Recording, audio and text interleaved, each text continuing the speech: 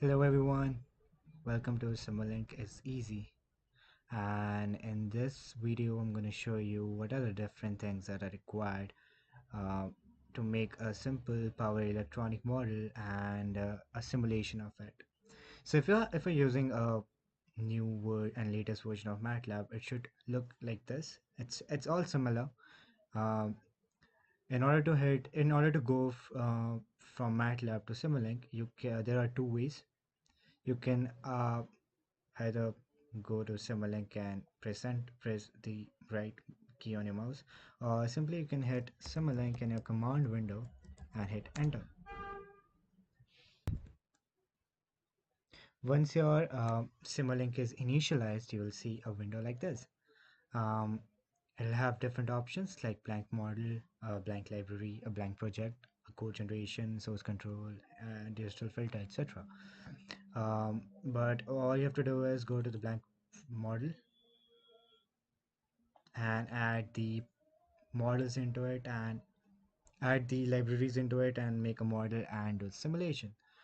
In order to add different libraries into this model, what you have to do is go to the library browser and simply right click on any of the things that you are seeing and press add block to the model. But in order to make a power electronic model, sorry, uh, just go to Simscape, uh, power system, specialized technology, and Simscape components.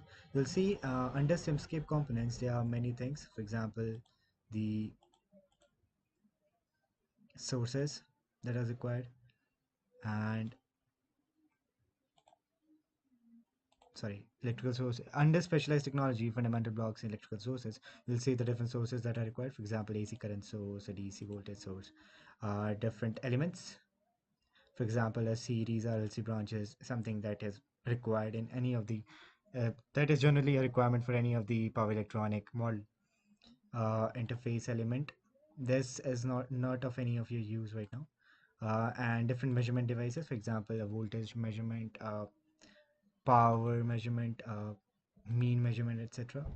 And also, if you go to the power electronics, you'll see the different things that are required for a power electronic model. For example, an IGBT and a diode. So we'll basically deal with IGBTs and diode. Let's just add it to the model. If you press the right click and press add block to the model, it'll just add the thing into the models. We can have AC voltage source. Since I'm adding a voltage source, I'll just add a ground too. And it's that easy. You would now just close the library browser and you can see all the devices that you've added to the model is already here. Now, you can use your mouse to, move this component anywhere, or and in order to this is required because we need a very neat and clean model so that the people who are looking into the model after us also have a clear view of what we have done. So you can join any of the two components just by you know dragging one part of it to the other. If you'll see this dotted red line, this means that this is not attaching anywhere into the model, or the thing that you are attaching it with is not compatible with the component that you are dealing with. So if you see a black line, it means that the thing is connected.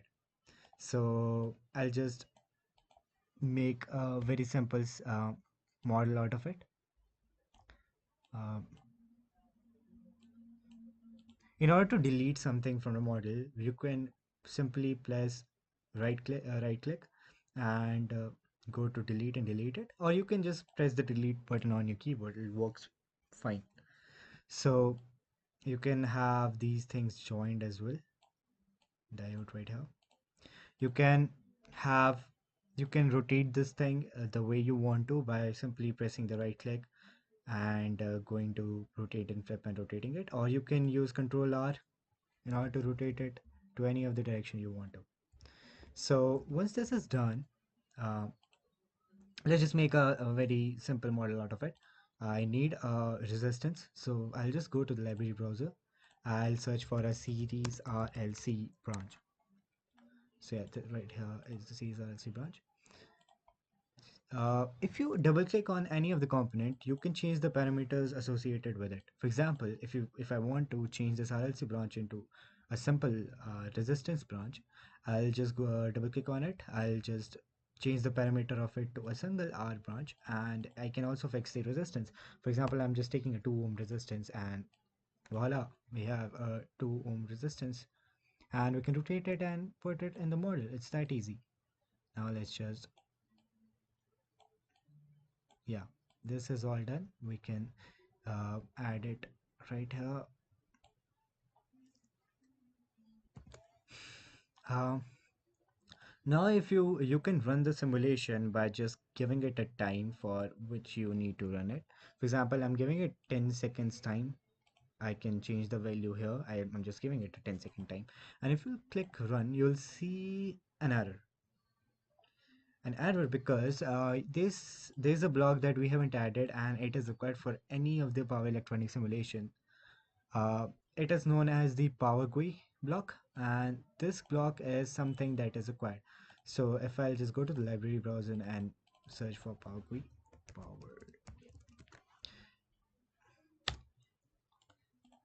you'll see that once it is added, the simulation will work. Why is that so?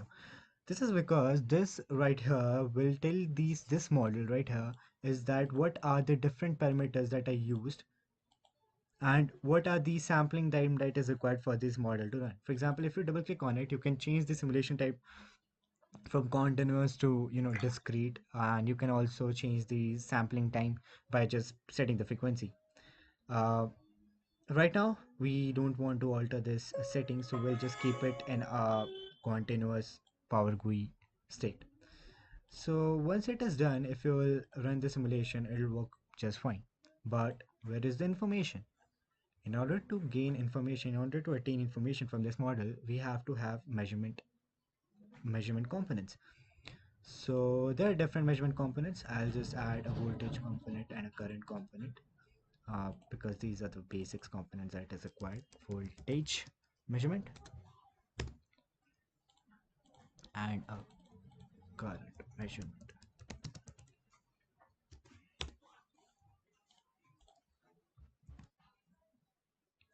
When these are Once these are added, simply put it across the thing that is required to be measured. Since we know that voltage is always parallel to the thing that is required to be measured, so I'll keep it parallel to this resistance, right? And make it look some okay, make it look more beautiful because we need that. And current source, I can just delete this right here and put a current source right here and join it.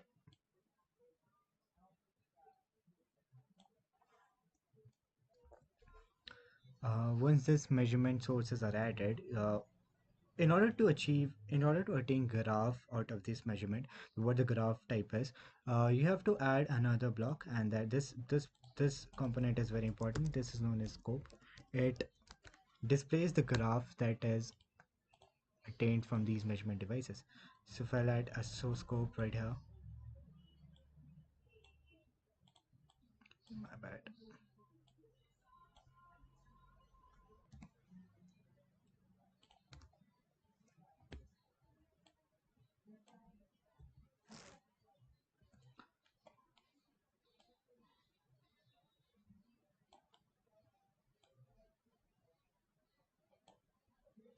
I can have the voltage scope of it. But if I need multiple scope, for example, I need a current scope too, so I'll just press right click and take the input port as 2 and simply add the current input to output to it as to it to the scope. So once this is done, you can just run the simulation, and after the simulation is done running, you can double click on scope to see the results. Now since we have double things associated with it, a voltage and current source, we can change the layout to 2, and it will display the two layouts that are there in this simulation. We can change the time to from 10 seconds to 0.1 seconds, and Once this is done, you can run the simulation again and have this go for 0 to zero point 0.1 seconds.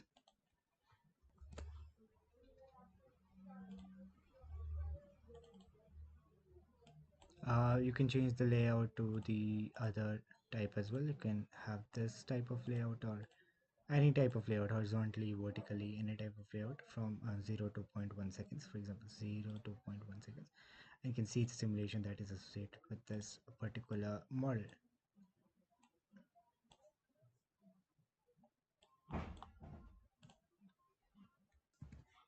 There was a mistake here. I did not attach this part of the voltage source to the ground. Now it is done. Now we can see the simulation if you want to. Right here, 0 to zero point 0.1 seconds, 0 to zero point 0.1 seconds. This is for voltage, this is for current. Thank you so much for watching this video. If you like this video, please like and comment. Also subscribe for more power electronic simulations. Thank you.